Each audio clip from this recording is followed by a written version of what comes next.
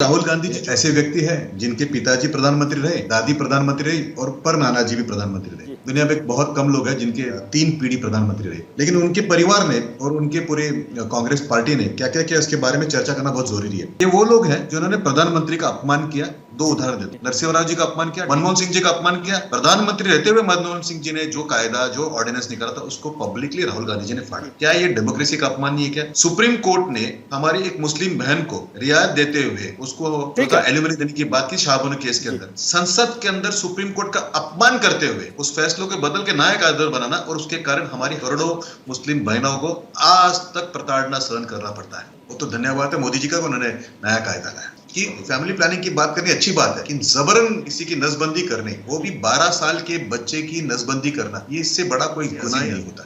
तुर्कमान gate में व्यक्ति स्वतंत्रता का अपमान, उनका 12 साल के लड़कों का उन्होंने नसबंदी की। ये वो लोग हैं जो इमरजेंसी के अंदर बेपनाह तकलीफ देते हैं, हमारे मुसलमान भाइयों की नसबंदी करते हैं, उसके बावजूद उफ तक नहीं करते। क्या ये डेमोक्रेसी का अपमान नहीं था? विचारधाराओं का कैसे दमन किया? बाबा साहेब अम्बेडकर हमारे लिए पूजनीय है का अपमान उनके इलेक्शन में उनको हरा कर किया। उसके बाद में उनका अपमान उनके कॉन्स्टिट्यूशन उन्होंने बनाया था, जो घटना उन्होंने बनाई थी, उस संविधान का पैराबल में बदल करके उनका अपमान किया। तो विचारधारा को भी अपमान किया। दमन और कैसे किया?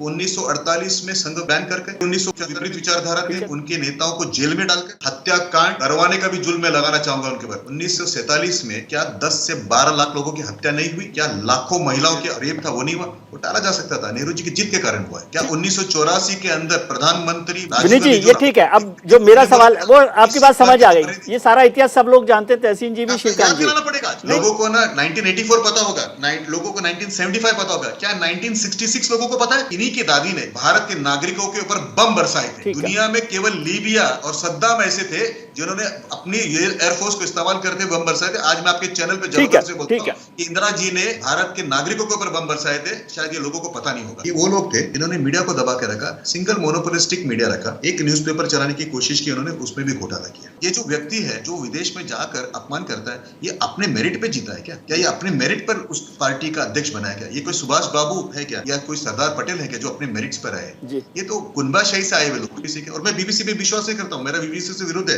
लेकिन फिर भी मैं बीबीसी की बात है तो बताता हूँ कि एक डॉक्यूमेंट्री है बीबीसी की, जरूर देखे कांग्रेस वाले। फिरोज गांधी को भूल गए, एक डॉक्यूमेंट्री है रेहान फजल की, जरूर देखे। जिस तरह से अपमान किया है बीबीसी ने फिरोज गांधी का, मुझे दर्द हुआ। और वैसी बीबीसी का उदाहरण देखकर आज राहुल गांधी जी हमारा अपमान करने की बात करें। The same BBC which has insulted his own grandfather. Print 24 April 2022 की बात है। मुरली फोर्स्ड राणा टू पे 2 करोड़ रुपीस। ये सच है कि नहीं है? और ये राणा जी ने ईडी के सामने बोला कि आज की बात करें तो आज की ये बात है कि इन लोग आज भी फोर्स करते हैं कॉर्पोरेट को पैसा देने के लिए। सर क्या क्वालिफिकेशन है? कहां से गाड़ी? उन्होंने कहा कि मैं प्लेन चलाना जानता हूं। बताइए फीस जो था वो कहां से आया राहुल गांधी जी के पास? स्टेट गवर्नमेंट जो इलेक्ट होकर आती है उनको बर्खास्त करना, क्या ये डेमोक्रेसी का अपमान नहीं है? कितने किया? सैकड़ों स्टेट गवर्नमेंट्स को करना।